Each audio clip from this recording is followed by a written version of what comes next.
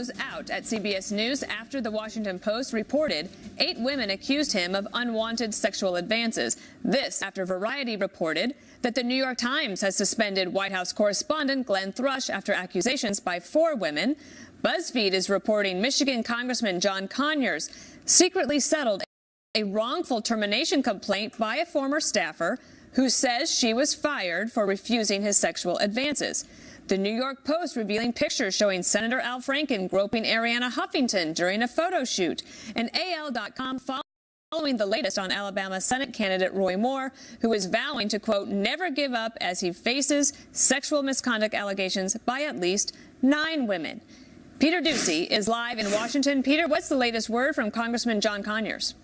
Dana, Conyers said that he denied sexual harassment when he was accused 2 years ago, and he denies it now. But he no longer denies that his office made a settlement, which BuzzFeed reports was $27,000. Conyers says this, quote, the resolution was not for millions of dollars, but rather for an amount that equated to a reasonable severance payment. There are statutory requirements of confidentiality that apply to both the employee and me regarding the matter. To the extent the House determines to look further at these issues, I will fully cooperate with an investigation. Speaker of the House Paul Ryan says the Conyers report is troubling, and for her part, the House Democratic leader Nancy Pelosi was asked if she knew the Conyers paid out a sexual harassment settlement to a staffer, and she said this, no, the current process includes the signing of non-disclosure agreements by the parties involved. Congresswoman Jackie Speier has introduced legislation that will provide much-needed transparency on these agreements and make other critical reforms. I strongly support her efforts. The Congressional Office of Compliance revealed today it's paid $17 million taxpayer dollars from an account at the Treasury to settle 264 complaints over the last 20 years for sexual harassment and other office-related grievances. Dana. So, Peter, has anyone seen or heard from Senator Al Franken since he apologized for allegations of sexual misconduct that he admitted happened? No, Franken is apparently staying with his daughter here in D.C. as most of his congressional colleagues have returned to their home districts for the holiday. Franken, though, did get a supportive letter signed by 36 former SNL staffers saying that he never mistreated them.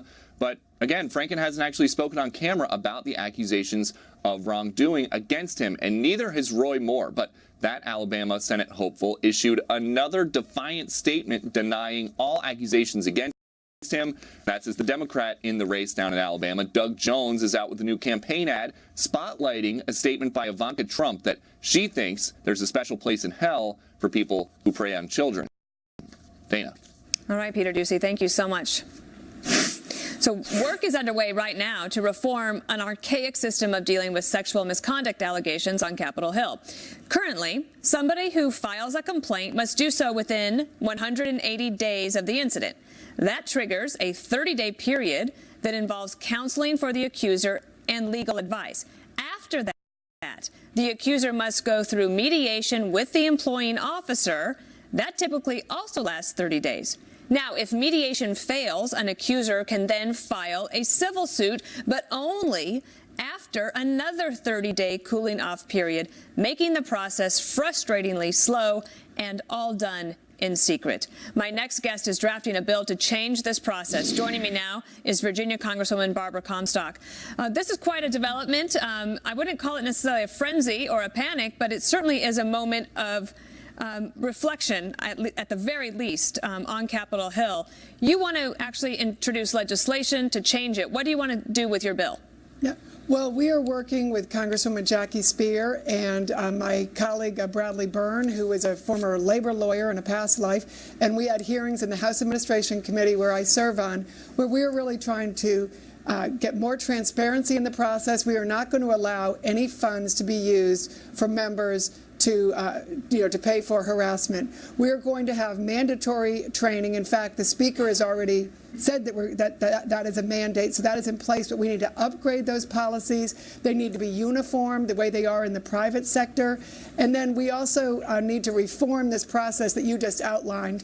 We need to have something like an ombudsman or a victims council so that they can come forward and have protection and they have their own representation. So we are looking through all of these and seeing how we can quickly put legislation and policies in place. Let me just give you one example that really is outrageous that it's not the policy yet, is that a member of Congress, it is not against House policies or any of the rules of conduct to have a sexual relationship with a staffer or even an intern. That's something that we are going to change, that's been recommended that we can change in our policies. And we're going to continue to have hearings on best workplace policies. The corporate world has been doing this for decades. This is when people say, you know, that was a different time. I can tell you, I've talked to HR officials who are much older than I who tell me that they were firing people in the 70s and 80s. So we really need to update this. This was put in place back after the Packwood sexual harassment allegations in the 90s, and it's just not up to date with where the rest of the workplace is. One thing I was thinking about is this idea of like the settlements, the secret settlements, and taxpayers thinking, well, hold on a second. How can that money that is actually taxpayer dollars be used to provide for settlements, which means that no one will ever know whatever happened and that money is being misused? And so someone might say, well, it's just $27,000. But if we remember, also in the 90s, people got pretty mad about, you know, a $900 toilet seat paid for by the Pentagon. Exactly. Is this something that you think that you could at least retroactively look at, or would it all have to be prospective in terms of the money that was paid and who had to do those settlements? Well, that's what we're looking at that now. We are going to have, you know, hearings and more. Actually, I think we set up with a number of the members a briefing with the office on how that is operating. I don't think there's no cases that I'm aware. You know, I've been told there aren't any cases in the pipeline right now, but I have called for having an immediate freeze of nothing going forward, and then let's look backwards to see what money has been spent and by whom. But I think we also need to really put out the message to women, and let's make clear that it is largely women who are the victims, not that there can't be men or other situations, but it is largely young women and, well, women of all ages who are victims. And we need to say there's zero tolerance and that we are going to put policies in place where they can have an environment where they can thrive, a healthy, work environment, and that's good for everybody. And I'm happy that my male colleagues on female on a bipartisan basis are saying we want to do some good updated policies. Tough. We don't want to tolerate any of this. They've got daughters and everyone in the workplace, but even if you don't have a daughter, this is about basic decency and being able to be in the workplace free of sexual harassment. It's so demeaning. Could I ask you one last question before I let you go, which is, because your bill will take a while to get through, let's just say there's young women there right now who feel like, wow, I have 180 days, I didn't even know that. Maybe they feel like they want to come forward, but your new process wouldn't have been law yet. Young women would look up to members of Congress like yourself. What would you tell them today that they should do if they're going through that right now? Well, yeah, when we do want to change that because that's too long. And even in some cases where it's criminal, they need to have a victims counsel so they can go forward. And, if they have to deal with any kind of criminal charges, if it's an assault or any kind of sexual violence. So I would tell them to, there are whistleblower protections, so people can come forward to a trusted source where, within the government or a friend. There's counsel, out at different groups. But I think we want women to feel comfortable coming forward. And then we do also want to protect everyone's rights, too. And, the EEOC has policies in place that Congressman Byrne, who, had done a lot of these cases, he had gone, years ago, he had been going into boardrooms and saying, you have to fire a CEO who, was inappropriate with a 22-year-old, and they would do it. This has been going on, so we need to get that. The EEOC has a lot of those guidelines that provide fairness on both sides, but also make clear that there's zero tolerance. All right. Congresswoman Barbara Comstock, thanks so much. Thank you. Fox News alert, the U.S. announcing new sanctions to further isolate North Korea and disrupt funding for the rogue regime's nuclear weapons program. Kevin Corke is live at the White House. The Treasury Department announcing this just moments ago, Kevin. Yeah, you're right on the money there, Dana. 1 individual, 13 entities, and 20 vessels. I think that's important as the U.S. continues to attempt to disrupt North Korea's illicit funding of its nuclear and ballistic missile programs. The Treasury announcing these sanctions today. They say they target third country persons with long-standing commercial ties to the North, as well as transportation networks that help the North Koreans facilitate revenue generation and operations. By the way, it includes 3 Chinese entities, which are said to have exported about $650 million in goods to the North. We'll keep an eye on this story as it continues to develop. Again, as you pointed out, that was just announced by the Treasury Department, Dana. Also, earlier today, I believe there was a phone call between President Trump and Vladimir Putin. What do you know about that? Well, listen, it lasted a little longer than I think most people expected, lasting about an hour. And in addition to North Korea and Ukraine, which doesn't come as a surprise, the two men would talk about that. We also know that the two men spent a great deal of time talking about what to do about the ongoing crisis in Syria and a possible pathway forward for Bashar al-Assad and the Syrian regime. Now, for the folks at home that don't sort of play the inside baseball inside Washington, here's what I can tell you. The Russians want Assad to stay in power. Or at the very least, they'd like to craft a transition that would enable Moscow to have a hand in securing a pro-Russia leader should he step down. Now, of course, as soon as we hear from the White House and get a readout, I promise I will pass that along to you. One more thing I can tell you about the administration also announced today, Dana, the termination of the temporary protected status designation for Haiti. It's got an effective date that's actually been delayed 18 months. Now, the termination of that program that allows Haitians who couldn't return home after that devastating earthquake back in 2010 to stay here in the U.S. is the administration's commitment to repatriate communities that can return home safely rather than stay here in the U.S. But critics are howling. They say it's just another way the president is rewriting the nation's immigration laws. Let me share just a bit of what Chuck Schumer had to say in a very quick tweet today. He said, ending TPS for Haiti shows an utter lack of compassion and common sense from the Trump administration, although I would point out the T in TPS stands for temporary. Dana? Indeed, it does. All right, Kevin Corke, thank you so much. Appreciate it. Investigators discovering new remains from one of the 4 American soldiers killed in the African nation of Niger. What this discovery could reveal about the terror attack. And jury deliberations set to begin in the murder case that sparked a new national debate on illegal immigration and sanctuary cities. News alert, closing arguments are expected to resume this hour in the trial of an illegal immigrant accused in the murder of Kate Steinle. She was shot on a San Francisco pier in 2015 by Jose Zarate. The defense admitted Zarate fired the fatal bullet, but claims it was an accident. The case drew widespread attention when President Trump made it a campaign issue after it was revealed Zarate had previously been deported 5 times. New developments in the Niger ambush that killed 4 U.S. service members last month. Investigators from the Army and the FBI have now recovered additional remains of Sergeant LaDavid Johnson. He and 3 other soldiers died on a mission in the West African country. The Pentagon believes the attackers were local militants. National security correspondent Jennifer Griffin is live at the Pentagon with the latest. Jen, what more do we know about the death of Sergeant LaDavid Johnson? Well, Dana, we've learned the remains that were found were bone fragments from Johnson's skull. They were found when FBI and U.S. Army investigators visited the village where the ambush took place, more than 5 weeks after that ambush. The U.S. military issued the following statement today. On November 12, 2017, a joint U.S. Africa Command military investigation team discovered additional human remains at the site where Sergeant LaDavid T. Johnson's body was recovered following the October 4th attack. Today, we can confirm that the Armed Forces Medical Examiner has positively identified these remains as those of Sergeant Johnson. Johnson's family was informed yesterday. Reports from villagers suggest Johnson was shot in the head. His body was found a full 2 days after the attack. The Army Medical Examiner had recommended that his coffin not be open for viewing due to the condition of the remains. In an interview with ABC's Good Morning America, Johnson's widow had raised questions about whether it was her husband in the casket. They won't show me a finger, a hand.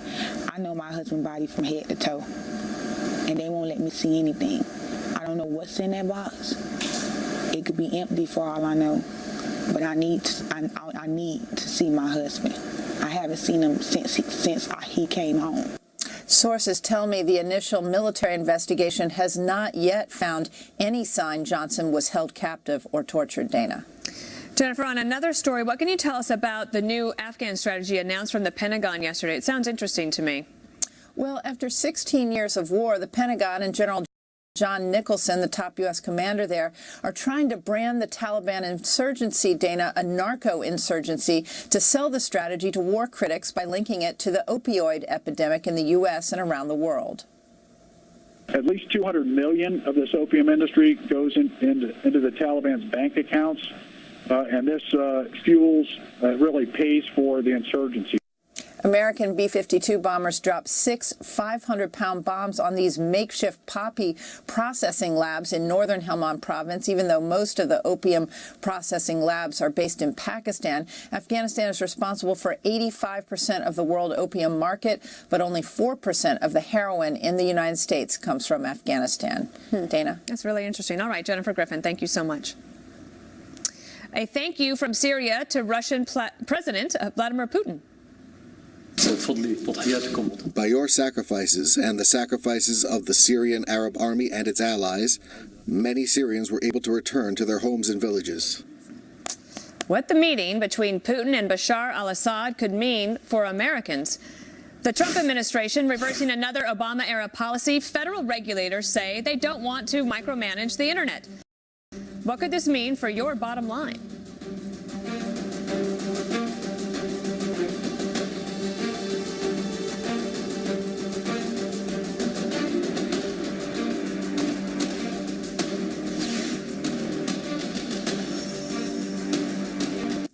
Hi, I'm William. Trump speaking earlier today with Russian President Vladimir Putin about the situation in Syria. The phone call comes a day after Putin met with Syrian President Assad about the ongoing war in that country. Senator John McCain responded to the call, tweeting, "This demonstrates yet again the president mistakenly believes the U.S. and Russia share interests, and it's further evidence we desperately need a strategy for Syria." Joining me now are Michael Meehan, President and CEO of Squared Communications, and Matt Schlapp, Chairman of the American Conservative Union. We're going to start with this and then get to some fun after that. Matt, this comes after Nikki Haley, the UN ambassador, called Russia's shameful after it vetoed a UN inquiry into Syria chemical attacks. And then just yesterday, even Iran was claiming victory that it had destroyed ISIS. So everybody wants victory, and actually it seems like the only one that really came out on top is Assad. Yeah, I mean, I have been open to this idea that it makes sense for the American government and for President Trump to try to have a working relationship with Vladimir Putin, but the idea that he's pulling together these kind of roguish world leaders, from Assad to the head of the Turkish government to Iran, it's just a rogues gallery. And, you know, I think what President Trump ought to tell Vladimir Putin is that it's good that we have really beaten back ISIS, but it's time for Assad to go. And Michael, obviously we do need cooperation on an international level, especially when it comes to counterterrorism measures. We do share some concerns there, obviously. Anything that you thought of this morning after that call? Well, I think Ambassador Haley at the UN had it right, is that the UN is the place to pull this together. I agree with Matt. You can't do this in piecemeal with rogue nations. You got to leverage the power of the UN. And I agree with the ambassador. What was interesting was that the Wall Street Journal actually had a review this weekend that the country doing the best in the Middle East when it comes to holding on to democratic institutions is Iraq. But that for another day, because I asked you two to come with a little Thanksgiving special, and I love your answer, so I want to get to it. I asked you both to tell me what you think the Republicans and the Democrats should be most grateful for as we head into Thanksgiving. And Matt, let's start with you.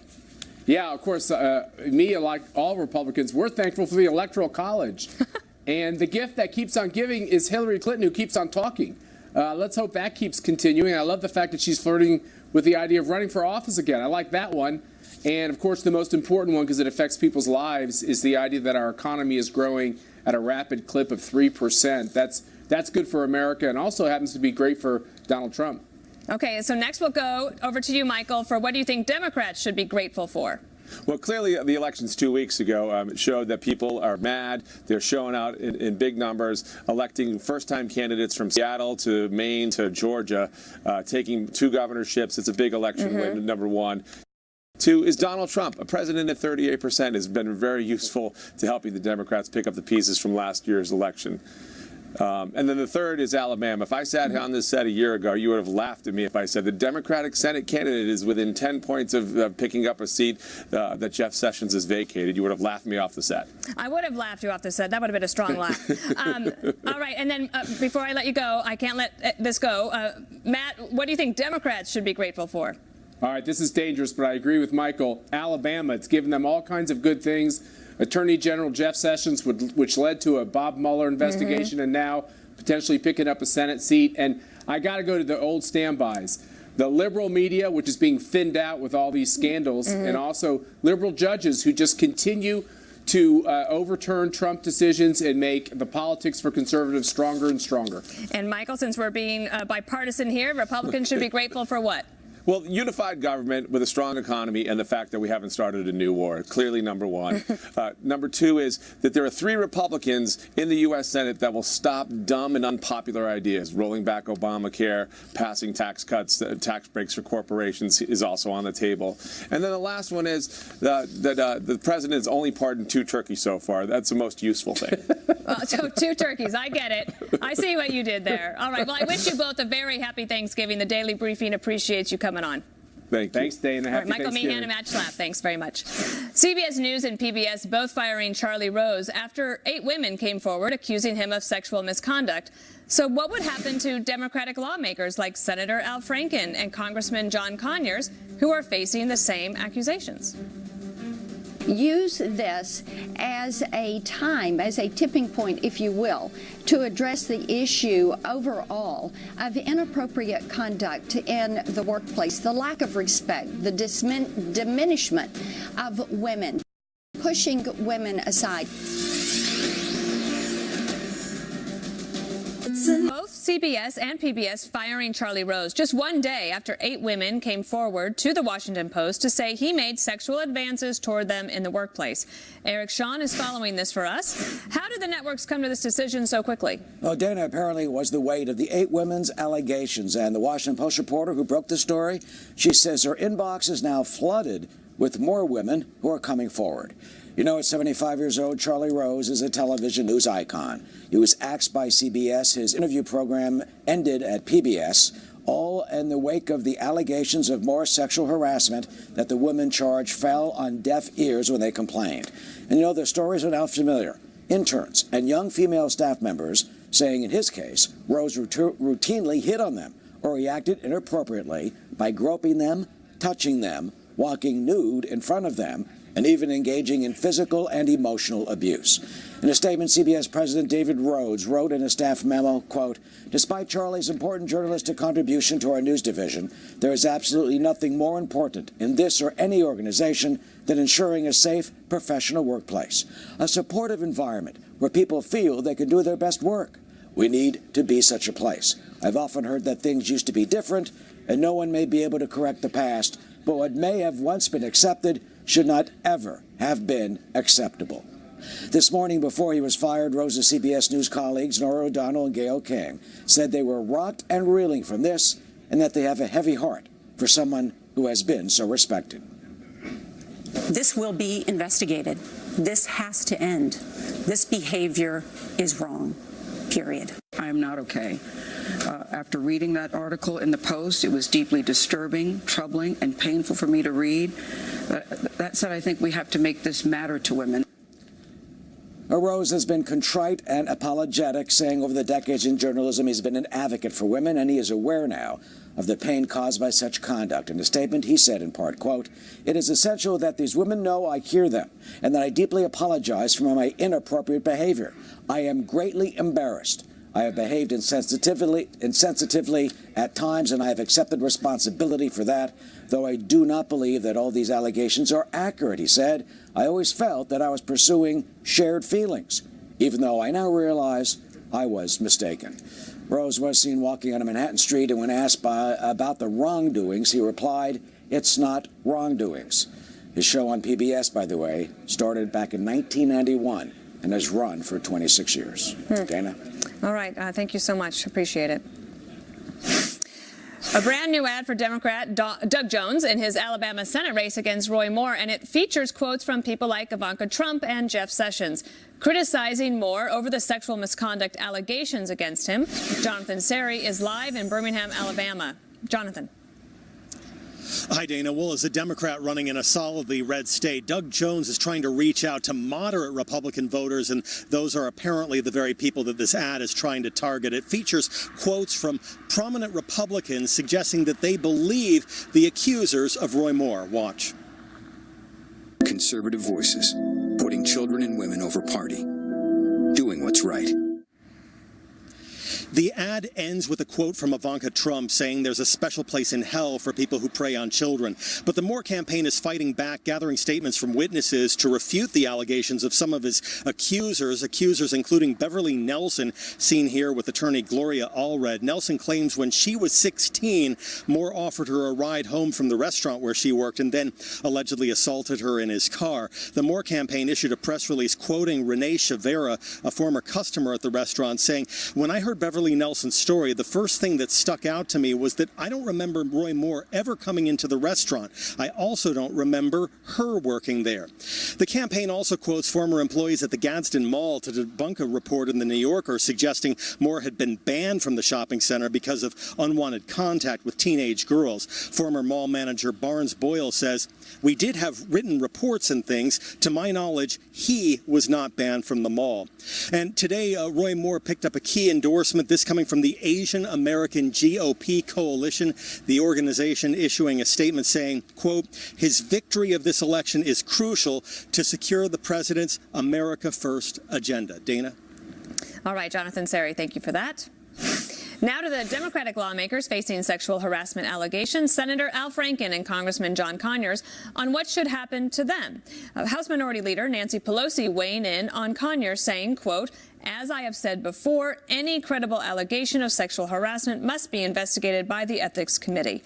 Joining me now, Marianne Marsh, she's principal at Dewey Square Group. I'm glad to have you on today because I wanted to talk about what it must be like to have gone through all of the things that happened in the second term of the Clinton administration with the Lewinsky scandal to today, where you have Senator Gillibrand suggesting, amongst others, that with the standards of today, Bill Clinton should have resigned. So then you get to these current allegations against Franken and Conyers, and there's mixed messages. Where do you see things?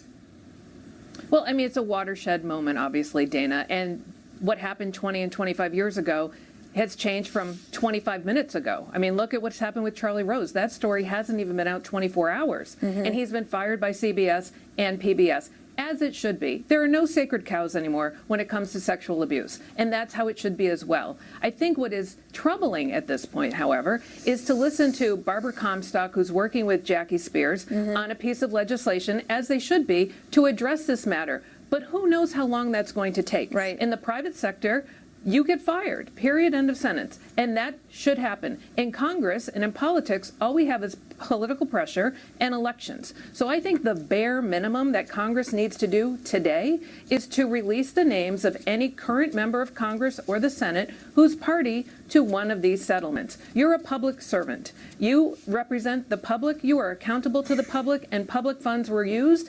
Everyone should know that so that they at least can take that into consideration with an election that's only 11 months away. You know what I've been thinking about? Just, I've done communications before I switched careers and have this job now. But yes, it's true that in the private sector, the consequences can come quick. But it seems to be only after one of these big news stories is released. And so you have to wonder, this movement, I guess that we're seeing, the so-called Me Too movement, it's actually pushing reporters to look for things, and then the companies are asking or are acting. But they've known about these inquiries for a long time now at some of these PR departments. Like, why don't they take action before it actually becomes news? And that is true of so many things. And that is what's so frustrating here, is that more often than not, in politics and business and life, people are ahead of the people who are in power every single time. And now, finally, decades too late, frankly, the issue of sexual abuse is being addressed. And a lot of women, I mean, the list of women I know who haven't been subjected to this is non-existent. And many careers and lives have been changed because of it. But so what finally, do you the think, day's here. What do you think that, I guess if you're a partisan or if you support a party, what should you do if the person like Conyers denies the allegations altogether? Should you just throw up your hands and say, I guess there's nothing more to be learned here? No. I mean, first of all, this is about right or wrong, not right or left. Everyone should agree on this. And you either did it or you didn't. And if you did, there should be consequences, including losing your job. And in this case, it is as a congressman in the House of Representatives or a United States senator. And that's why there does need to be a mechanism in the interim, though. However, the public pressure that can be brought to bear on elected officials should be withering, and there should be no exceptions. And I think this is where you see what's going on in Alabama. Everyone says that's up to Alabama voters, but the consequences of Roy Moore, if he gets elected, I think in terms of partisan politics here, it is very hard for Republicans after this to continue to be the party of family values. Or the Democrats to say that the Republicans have a war on women. I mean, there's nobody's pure in this situation. Marianne March. Nobody. You're right, every time. I've got to run. Thanks so much for being here today. Thanks, Dana. Happy Thanksgiving. So do you have questions about the tax bill and how the changes could affect your personal taxes? Congressman and certified public accountant Jim Renacci is here to answer your questions. The hardworking, often middle class, are going to find themselves not able to deduct the state income tax, and it's going to be a tax increase, particularly in New York, New Jersey, and California, but it's wrong in all 50 states. Fox News deck, representatives for the Republican Senate candidate Roy Moore set to hold a news conference at the top of the hour. They say they'll discuss what they call the false allegations of sexual misconduct against their candidate. We'll bring you that news conference live. Then there's John Conyers, one of the top Democrats in the House. He's now denying that a former staffer was fired for turning down his sexual advances, but he admits his office paid her to resolve the case. And Charlie Rose out at both CBS and PBS after a report that 8 women say the veteran journalist harassed them. Busy news hour ahead on Shepard Smith Reporting. We'll see you top of the hour. An Iranian hacker faces federal charges for stealing unaired episodes and scripts from HBO, including Game of Thrones, and holding them for ransom. Prosecutors claim the Iranian stole data from the company's servers from May to August of this year. He demanded up to $6 million to keep the files secret. The suspect, who remains at large, is charged with computer fraud, wire fraud, extortion, and identity theft.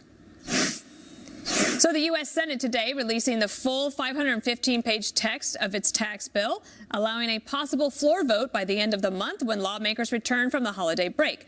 Now everyone wants to know what all the changes could mean when it comes time to file their taxes. Ohio Congressman Jim Renacci is a Republican on the Ways and Means Committee and a certified public accountant, so we couldn't have a better guest. Welcome to the Daily Briefing set. Thank you, Dana. Before we get to all these questions that I had from them, what do you think the chances are that you could get this done before Christmas like the president wants? I think the goal is there. I know the House wants to get it done. I know the Senate wants to get it done, too. So we have 2 willing bodies who want to get it done. We want the president also. So I think it's going to come down to the Senate like everything else. It's going to see whether they get their bill passed. Well, so while we have you here, we asked our viewers, what do they worry about when it comes to this bill? Because we talk a lot about the politics, like can you get it done? Will McCain or Senator Johnson vote for it? Here's the first question from, this is Garbanzo. He goes by @Datmayar. He says, in plain speak, how does the tax plan affect a married couple in Northern California with no children, making a combined income of $150,000, filing jointly with minimal deductions? Do taxes go up or down? Based on the House plan, taxes will go down in that situation. Basically, you go from a $12,200 standard deduction to a $24,400 standard deduction, so they're going to get that break. And the other thing is we'll go from a 28% high rate at $150,000 to a 25% high rate. So they're going to get a little deduction there, too. So in the end, nothing like putting a CPA on the hot seat for these questions. All right, number 2 is from a guy named DC. He says he lives in New York, combined income of $160,000. Kids can't get a subsidized loan, lots of college debt for us and them, state and local taxes. We need a break, not an increase. By the way, we both voted for Trump. So this is this issue of the state and local tax deductions that are eliminated in the bills. Well, keep in mind, 70% of Americans don't itemize now. After you double the standard deduction, 94% won't. I realize there's some states with some high taxes that will, but here's the thing for New York. We eliminate the AMT. So now, even though you had those deductions, AMT kicked in for a lot of people. I know I was down in the makeup room and they were telling me it kicked in for them. So we're going to eliminate the AMT, and I think that'll help this taxpayer as well. So this is very useful. All right, Tim Truver wants to know, he says, I own a small landscaping business and will be buying a lot of equipment next year. Will I be able to write it off on year one?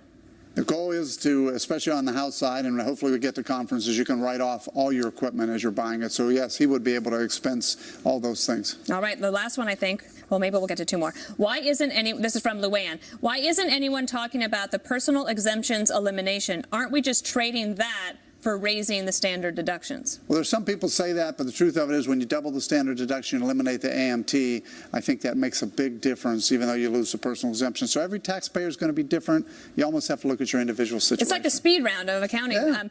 When you go to Thanksgiving, do you talk politics at all? You know, it's interesting. We originally didn't. Now we seem to talk a lot more, just because I'm a member of Congress. In the business world, of course, we didn't talk it. But yeah, we do talk it. We talk president. We talk all these issues. But we try and keep it to a minimum and talk about family more than anything. So if you want people to support the bill, what do you think they should tell their family members?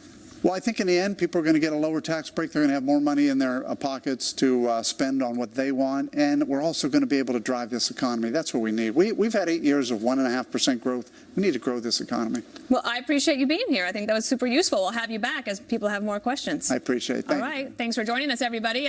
Congressman Jim Renacci. That was a great segment.